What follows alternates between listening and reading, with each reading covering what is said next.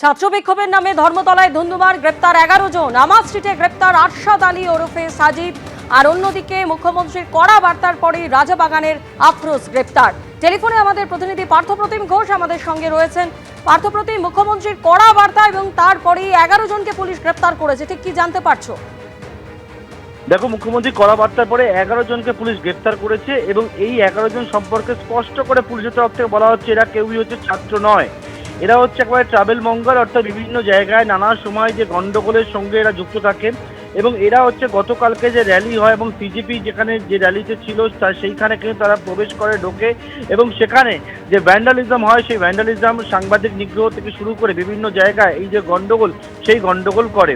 এবং এই যে 11 জন যারা গ্রেপ্তার হয়েছে তার মধ্যে ইরফান খুরশিদ রয়েছে 30 বছর বয়সী, আরশাদ আলী রয়েছে 50 বছর বয়সী। আরশাদ আলীকে তুমি জানো আমার স্ট্রিট থেকে গ্রেপ্তার করা হয়েছে। মোহাম্মদ মনিউদ্দিন 26 বছর, মোহাম্মদ আলমগীর ওরফে রাজু 48 বছর, ইমরান আহমেদ ওরফে গুপি 19 বছর বয়স, এছাড়া খালিদ রেজা ওরফে রিঙ্কু 47 বছর বয়স, এছাড়া জামির আহমেদ ওরফে মিঙ্কু 42 বছর বয়সী, মহসিন খান 30 বছর বয়সী, তাকে গ্রেপ্তার করা হয়েছে। এছাড়া দীপক ভৌমিক ওরফে ভিকি 38 বছর বয়সী, এছাড়া মোহাম্মদ আজাদ এবং মোহাম্মদ আফরোজ। এর মধ্যে এই যে শেষ যে দুটি নাম বললাম তোমাকে, মোহাম্মদ আজাদ এবং মোহাম্মদ আফরোজ, তার মধ্যে মোহাম্মদ আজাদ গার্ডেন রিচের বাসিন্দা, মোহাম্মদ আফরোজ মেদিয়াপুরের বাসিন্দা। এরা দুজনেই হচ্ছে রাজ্য ছাড়া পরিকল্পনা করেছিল এবং তাদেরকে দুর্গাপুর এক্সপ্রেসওয়ে অন্ডাল থেকে তাদেরকে গ্রেপ্তার করা হয়েছে। অর্থাৎ গতকালকে যে ভ্যান্ডালিজমের ঘটনা, সেই ঘটনায় 11 জনকে পুলিশ গ্রেপ্তার করলো এবং এই 11 জন সম্পর্কে পুলিশের স্পষ্ট বক্তব্য এরা কেউ হচ্ছে ছাত্র নয়, এরা হচ্ছে গতকালকে যে র্যালি সেই র্যালির মধ্যে যায় এবং তারপরে গিয়ে তারা হচ্ছে ভ্যান্ডালিজমের ঘটনা ঘটায়। দেখতে পাচ্ছ তাদের কার কি ভূমিকা ছিল সেই সম্পর্কিত বিষয়ে বেশ কিছু ভিডিও ফুটেজ পুলিশের সামনে এসেছে এবং সেই ভিডিও ফুটেজ দেখে দেখে চিহ্নিত করে প্রত্যেকের বিরুদ্ধে কড়া ব্যবস্থা নেওয়া হবে এবং তাদেরকে ইতিমধ্যে গ্রেপ্তার করা হয়েছে এবং আরও ধরপাকড়ের জন্য পুলিশের টিম বিভিন্ন জায়গায় রয়েছে বলে আমরা জানতে পারছি। এখনো পর্যন্ত 11 জনকে গ্রেপ্তার করা হয়েছে এবং এদেরকে কালকে আদালতে পেশ করে নিজেদের হেফাজতে চাইবে পুলিশ, তেমনটা আমরা পুলিশ সূত্রে জানতে পারছি। ধন্যবাদ পার্থ। শেষমেশ জেনজি আন্দোলনের চাপে পিছু হটল নরেন্দ্র মোদী সরকার। নিটের প্রশ্ন ফাঁস ইস্যুতে শনিবার দুপুরে ইস্তফা দিলেন কেন্দ্রীয় শিক্ষামন্ত্রী ধর্মেন্দ্র প্রধান। এদিন তৃতীয় দফায় ককরোচ জনতা পার্টির প্রতিনিধিদের সঙ্গে বৈঠকে বসেন কেন্দ্রীয় মন্ত্রী জেপি নাড্ডা ও জিতেন্দ্র সিং। আন্দোলনকারীদের 3 দফা দাবি মেনে নেবার পর ককরোচ জনতা পার্টির তরফে জানানো হয় তারা আন্দোলন প্রত্যাহার করে নিচ্ছেন।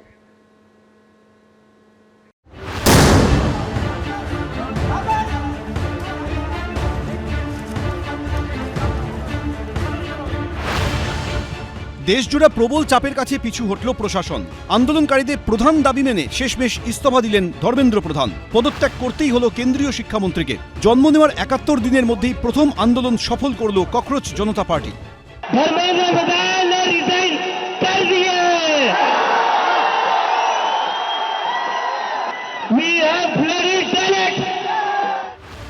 গত মে মাসে মেডিকেলের সর্বভারতীয় প্রবেশিকা নিটের প্রশ্নফাঁসের অভিযোগ সামনে আসে, যার জেরে পরীক্ষা বাতিল করে দেয় ন্যাশনাল টেস্টিং এজেন্সি। অনিশ্চয়তার মধ্যে পড়েন প্রায় 22 লক্ষ পরীক্ষার্থী। অভিযোগ, তার জেরে পরীক্ষার্থীদের আত্মহত্যার ঘটনাও ঘটে। নতুন করে পরীক্ষা দেওয়া হয় সিবিআই তদন্তের নির্দেশ। আন্দোলনের নামে ককরোচ জনতা পার্টি বা সিজেপি নিট কাণ্ডে বিক্ষোভের ঢেউ আছড়ে পড়ে দেশের বিভিন্ন প্রান্তে। দাবি ওঠে কেন্দ্রীয় শিক্ষামন্ত্রীর পদত্যাগ, দেশের শিক্ষা ও পরীক্ষা ব্যবস্থার সংস্কার এবং মৃত পড়ুয়াদের পরিবারকে আর্থিক সাহায্য দিতে হবে। 20 জুন থেকে দিল্লির যন্তর মন্তরে আন্দোলন রূপ নেয় ধর্নায়। আন্দোলনকারী আরশোলাদের পাশে দাঁড়ায় বিভিন্ন রাজনৈতিক দল থেকে সমাজের বিভিন্ন স্তরের মানুষ। শিক্ষাবিদ ও আন্তর্জাতিক খ্যাতিসম্পন্ন পরিবেশকর্মী সোনম ওয়াংচুক আন্দোলনের প্রতি প্রকাশ্যে সমর্থন জানান। 28 জুন থেকে তিনি যন্তর মন্তরে শুরু করেন অনির্দিষ্টকালের অনশন। গত 18 জুলাই যন্তর মন্তর থেকে অনশনকারী সোনম ওয়াংচুককে জোর করে তুলে হাসপাতালে নিয়ে যায় কেন্দ্রীয় স্বরাষ্ট্রমন্ত্রকের অধীনস্থ দিল্লি পুলিশ। सीजेपी के हमारे टीम और भाइयों और बहनों को जिन्होंने ये मुद्दा उठाया, सबसे पहले शांति बनाए रखा जहां ये प्रदर्शन हो रहे थे। कुछ जगहों पे दुर्भाग्य है कि छुटपुट घटनाएं भी देखी। मुझे उम्मीद है कि इस शांति को हम बनाए रखें। ওয়াংচুককে জোর করে অনশনস্থল থেকে সরিয়ে দেওয়ার পর আরও তীব্রতা পায় আন্দোলন। বিক্ষোভ ছড়িয়ে পড়ে দিল্লি, মুম্বাই, কলকাতা, বেঙ্গালুরু, পুনে, হায়দ্রাবাদ সহ একাধিক শহরে।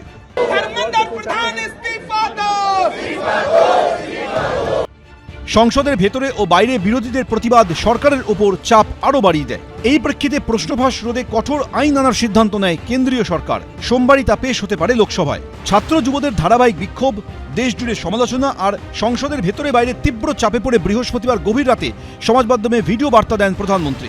শুক্রবার রাতে গুরুগ্রামের হাসপাতালে গিয়ে সোনম ওয়াংচুকের সঙ্গে কথা বলে তার অনশন ভাঙান কেন্দ্রীয় মন্ত্রী জেপি নাড্ডা এবং জিতেন্দ্র সিং।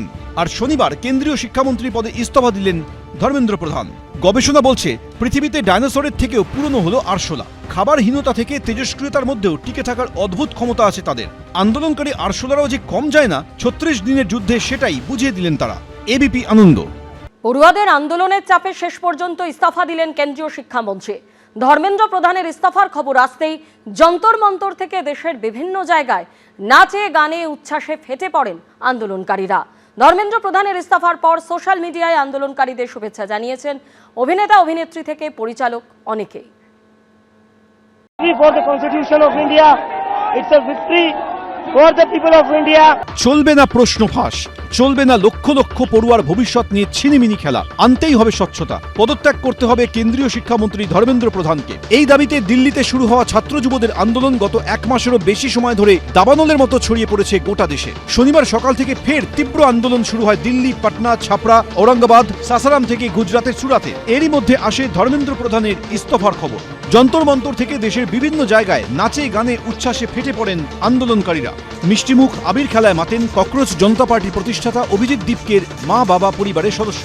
প্রায় 1 মাসের বেশি সময় ধরে প্রতিবাদের নানা ছবির সাক্ষী থেকেছে দিল্লি থেকে কলকাতা। একই ছবি কেরলম, বিহার, রাজস্থান, মুম্বাই, মধ্যপ্রদেশ, আগরতলা থেকে রাঁচিতে।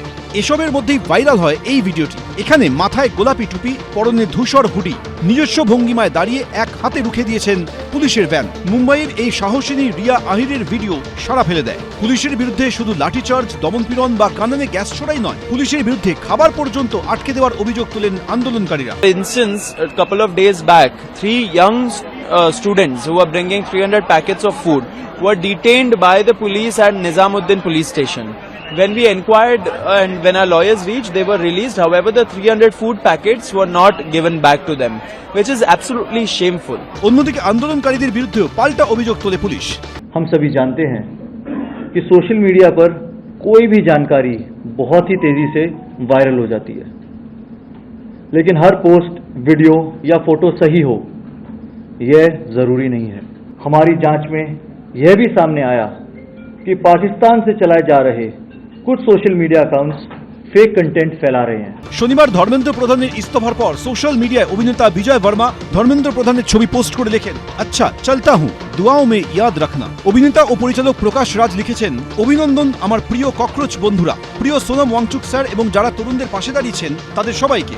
আপনারা প্রমাণ করেছেন যে আপনারা একটি শাসন ব্যবস্থাকে নতজানু করতে পারেন। সোশ্যাল মিডিয়ায় দক্ষিণের অভিনেতা ও রাজ্যসভার সাংসদ কমল হাসান লিখেছেন, ভিন্ন মতের ক্ষেত্রে আলোচনার অবকাশ থাকা উচিত, এটাই প্রকৃত গণতন্ত্রের চর্চা। ভিডিও পোস্ট করেছেন অভিনেত্রী সোনাক্ষী সিনহা। भाई आप जानते नहीं हो आपने आज क्या किया है। I am an artist bro, but Gen Z is the art.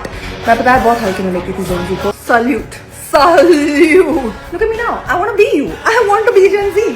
Anjan Dutt লিখেছেন, পড়ুয়াদের জন্য এক বিশাল জয়, গণতান্ত্রিক আন্দোলনের জন্য এক বিশাল জয়, স্যালিউট।